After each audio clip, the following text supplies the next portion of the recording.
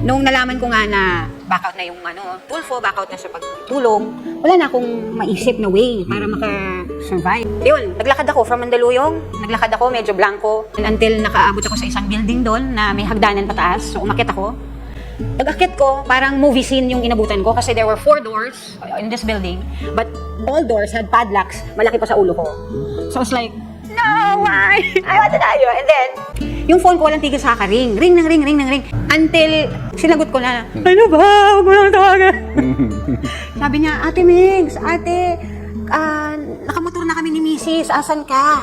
Pupuntahan ka namin. And they just fed me, gave me something to drink, calm me down na, ate, idol kita. Na parang, I forgot who I was.